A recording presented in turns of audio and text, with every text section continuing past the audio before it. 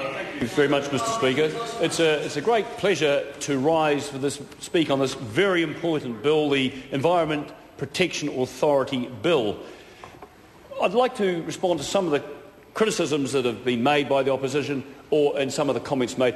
I'd like to thank Charles Chauvel. Charles Chauvel has made some considered positive contributions throughout the times he was in the committee and also in the House.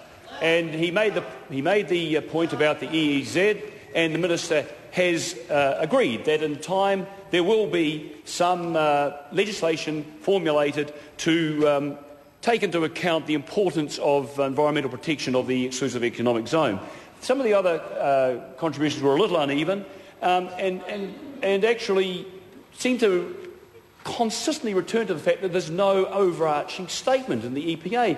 Well, Mr. Speaker, I would suggest that the EPA is its own overarching statement. The EPA has no other purpose than environment protection. It is backed up by the Climate Change Response Act, the RMA, HASNO, and the Ozone Layer Protection Act, Mr. Speaker. Let's make it clear once again.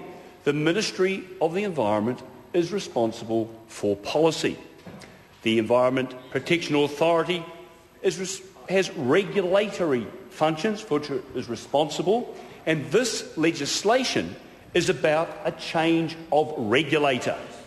The Parliamentary Commissioner for the Environment is the auditor. And as I said before, the legislation that sits behind the EPA has the protection of the environment at its core. Separating out policy, regulation and auditing functions will ensure the environment is properly protected. The EPA will have an independent board and a Maori advisory board at arm's length from the Minister. The EPA is a standalone Crown agent. Its decisions are above ministerial influence. Now, I'd like to say too, this posturing from the other side is richly ironic and patently ridiculous, that they should try and take a moral high ground in matters environmental. Now, my colleague Nikki Kay alluded to some of it. Let's look at the ETS. Having said in 1999, the Kyoto obligations were too modest and a 20% reduction were needed, they presided over a 12% increase in emissions.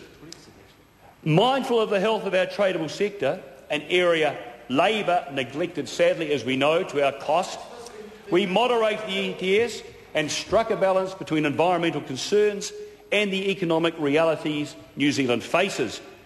Our ETS is workable and affordable.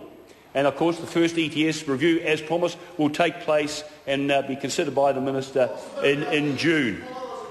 Our moderated ETS incentivises such things as tree planting, replacing thermal with renewable energy and investment in energy efficiency. How effective has it been? Well, look, Mr. Speaker, it may surprise you to know that after how many years? 8 years under the previous government, a 20% increase in emissions. 2009, net emissions came down by 3%, and in 2010, we will comfortably meet our obligations. These reductions in emissions, Mr. Speaker, have reduced costs to the government and thereby the people of New Zealand by $238 million. Our ETS costs half of what Labor's would cost. The cost to the people of New Zealand, the hard-working New Zealanders, the hard-working families out there, is a little over $3 a week, half the cost of what Labor's cost. Now let's talk about deforestation, Mr. Speaker.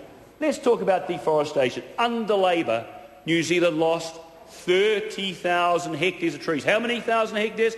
30,000 hectares in their last 4 years in office. National government has reversed this deforestation trend. Forecast planning in 2011 will be about 4,700 hectares. How are we going in renewable energy? Well, once again, Labor talked a lot about renewable energy, but did little. New Zealand went backward year after year in the terms of the proportion of electricity generated from renewable sources. 80% of new generation built was thermal. Under Labor, more generation from coal, oil, gas than ever in our history. 74% in 2010 of all our electricity generated under this government was from renewable sources. And thinking of the future, 2010, 830 megawatts of renewable generation was consented. A national policy statement: encourage investment in wind, geothermal, hydro and tidal power. On the 1st of May this year, New Zealand joined the International Renewable Energy Agency. Now, as many of you will know, this is an agency that facilitates the rapid deployment and development of renewable energy worldwide and has a particular focus on the Pacific region, an area very crucial to New Zealand's hearts. The APA is another strand in enhancing our stewardship of our environment, something that we in this government are completely committed to. Now, it's all well for us to say that, but what do some of the other movers and shakers in the environmental world say? Well, I will tell you. Let me tell you what they say. And this is what the Sustainability Council Executive Director Simon Terry said. The Ministry for the Environment never had the necessary teeth. What did the Environment and Conservation Organisations of New Zealand say? The government's decision to establish an Environmental Protection Agency, fully fledged, is welcomed. Finally, Parliamentary Commissioner for the Environment, Dr Jan Wright, I'm pleased to see the EPA will be a standalone entity, as that will ensure its work is not only independent, but that it is seen to be independent. I'm also encouraged to see that the new EPA will have a high level of technical capability. Mr Speaker, I commend this bill to the House. Members, order. Members, this debate has concluded. During the course of the debate, the ACT Party indicated that they were going to be voting for some of the bills and against others. It is therefore my intention to put the 6 bills individually so parties can then cast their vote accordingly. So, members, the question is that the third reading of the Environmental Protection Authority Bill be agreed to. Those of that opinion will say aye. Aye. Contrary, no. The ayes have it. Party vote. I'll ask the clerk for a party vote. New Zealand National. 58 votes in favour. New Zealand Labour. 42 votes opposed. Green Party. 9 opposed. ACT New Zealand. 5 opposed. Māori Party. 4 votes in favour. Progressive. 1 opposed. United Future. 1 vote in favour. Honourable Chris Carter. Opposed. Hone Harawira. 1 opposed.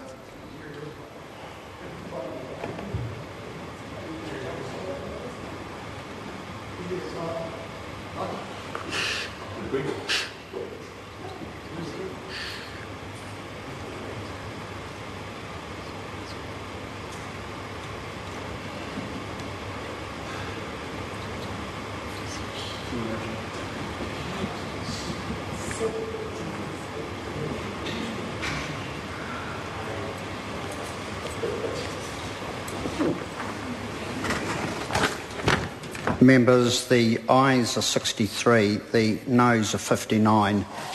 The motion is agreed to. The next question is... I'm sorry. Environmental Protection Authority Bill, third reading. The question now is that the third reading of Climate Change Response Amendment Bill be agreed to. Those of that opinion will say aye. Aye. Contrary, no. The ayes have it. So I'll ask the clerk for a party vote. New Zealand National. 58 votes in favour. New Zealand Labour. 42 votes opposed. Green Party. 9 opposed. ACT New Zealand. 5 votes opposed. Māori Party. 4 votes in favour. Progressive. 1 vote opposed. United Future. 1 in favour. Honourable Chris Carter. 1 opposed. Hone Harawira. 1 opposed.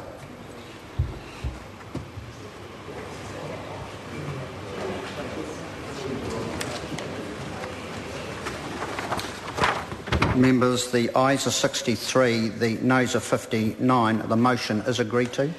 Climate Change Response Amendment Bill, third reading. The question now is that the third reading of hazardous substances and new organisms amendment bill be agreed to. Those of that opinion will say aye. Aye. Contrary, no. The ayes have it. The ayes. Aye. Party vote, Paul. New Zealand National. Favour. New Zealand Labour. 42 votes opposed. Green Party. No opposed. Act New Zealand. 5 in favour. Māori Party. 4 votes in favour. Progressive. 1 opposed. United Future. 1 in favour. Honourable Chris Carter. 1 opposed. Hone Harawira. 1 opposed.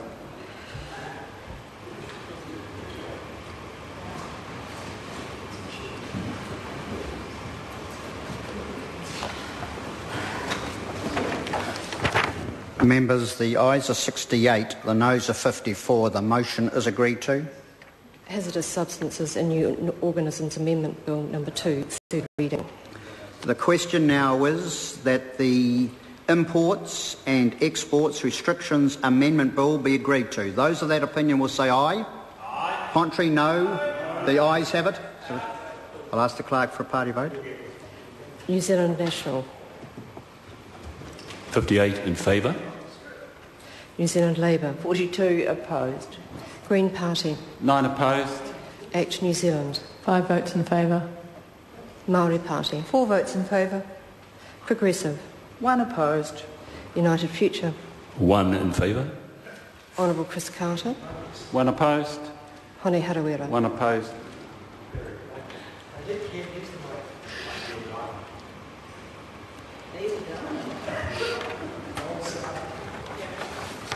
Members, the ayes are 68, the noes are 54. The motion is agreed to. Import and Exports Restrictions Amendment Bill, third reading. The question is that the ozone protection bill, third reading. Let me say again that the question is that the third reading of the ozone layer protection bill be agreed to. Those of that opinion will say aye. Aye. Contrary, no. The ayes have it. Party vote. I'll ask the clerk for a party vote. New Zealand National. 58 in favour.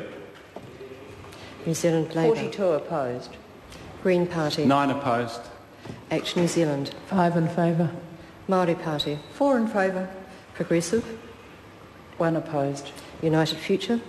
1 in favour. Honourable Chris Carter. 1 opposed. Hone Harawira. 1 opposed. A point of order, Chris Tremaine. Mr Speaker, my understanding is that Hone Harawira has resigned from Parliament. Now, if that is the case, then I doubt he'd be able to vote his... No, order. The member has resigned. It's effective from midnight on Friday, the 20th of May. So I'm on my feet. And so his order, his vote is accepted. Members, the ayes are 68, the noes are 54. The motion is agreed to. Ozone Layer Protection Amendment Bill, third reading. The question is that the third reading of the Resource Management Amendment Bill be agreed to. Those of that opinion will say aye. Aye. Contrary, no. The ayes have it. Party vote. I'll ask the clerk for a party vote. New Zealand National. 58 in favour. New Zealand Labour. 42 opposed. Green Party. 9 opposed. Act New Zealand. 5 votes in favour.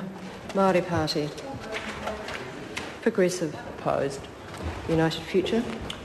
1 in favour. Honourable Chris Carter. 1 opposed. Hone Harawira. 1 opposed.